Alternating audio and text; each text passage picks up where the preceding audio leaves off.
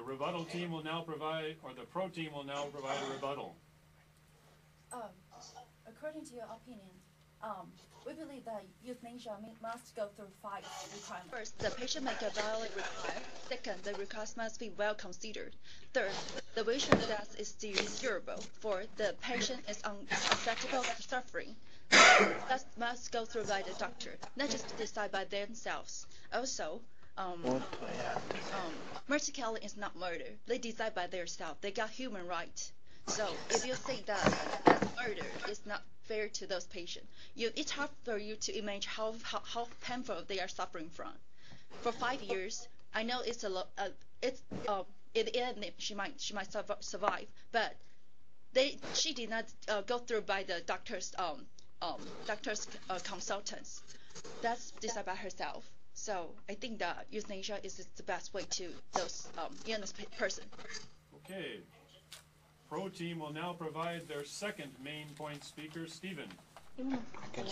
My part, I'm going to talk about human rights. First, we believe humans have their right to decide their life. You always do what you want to do, right? Mercy killing is decided by the patients. So while the patient can decide to die, even they are patients, they still have the same right as us. How can you take off their right? Second, even you don't support their decision or you disagree with them, there's one thing very, very important is you need to respect them. In addition, don't think it's easy making decision to die. Nobody wants to die. Everybody's scared to die. Think about how much courage that the patients have to decide to die. See the patients show their breath to you, so how can you just respect and accept their decision?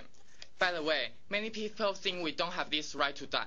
You think it's killing, you think it's like a commit suicide, but how do you know this is not releasing their life? You always use your opinion to treat the patients, but have you ever thought about the patient's feeling, how much painful the patients are suffering? What are they thinking? What are they worrying? Think about if you can decide what you want to do, will you be happy? Of course you're not. So as the patient, if you take off their right, they will make live unhappily every day, every moment. There are so many research shows that having bad mood will cause the disease worse. So if the patient's disease are getting worse, so you will be the killer because of you to make them live unhappily every day. Okay, con team rebuttal. Ellie, rebuttal. Oh, I think the right of killing yourself is a big mistake because God gave us a life and it's a gift and we shouldn't just throw it away. And by euthanasia, you're just killing yourself and you're deciding by your own. And I think euthanasia shouldn't be done because most of non-religious and religious people, they say it's forbidden because you don't have the right to choose to kill yourself. You're just ending your life by doing that. Is that it? Yeah. Our second argument is about euthanasia and itself, about the importance and the value of human life. I would say that euthanasia is a rejection of the importance and value of human life. Our human life is a valuable thing, but people who support euthanasia often say that it's already considered that it's acceptable to take away human life under some situation, such as self-defense or However, they miss the point that when one kills for self-defense, they're saving an innocent life, either their own or it's someone else. History taught us that euthanasia is dangerous, and now there are only 2 countries that still use it. It's that almost every society, not even religious, made it immoral for many years. In most organized religions such as Islam, Christianity, and Buddhism, and Hinduism, euthanasia is forbidden and it's immoral. Even in many non-religious organizations, in my religion, Islam, killing or killing yourself is not being a Muslim anymore, because life is a gift that God gave it to you, and you're not the one who can choose to end it. This is only something God does. People shouldn't have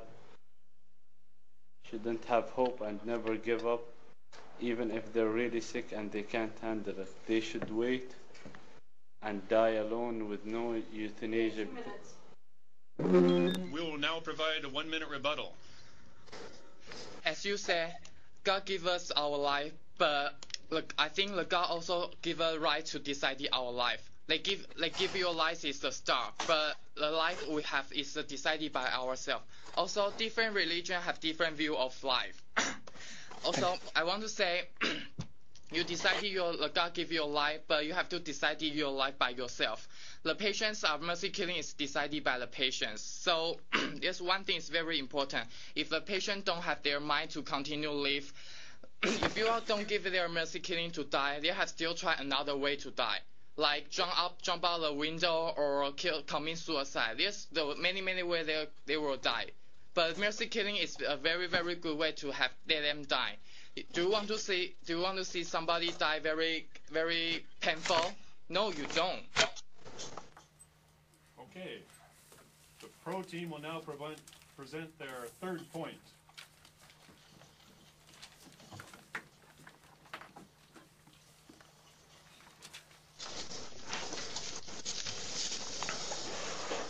Now I will talk about economic costs and human resources. Today in many countries, there is a shortage of hospital beds and medical resources. The energy of doctors and hospital beds could be used for people whose life could be saved instead of continue the life of those who want to die, which increase the general quality of care and shorten hospital list. It's abandoned to keep people alive past the point they can contribute to society. An advanced garlic cancer patient spends an average of $1,070 a week to just pay for the care costs, and the daily average cost of chemotherapy is $650.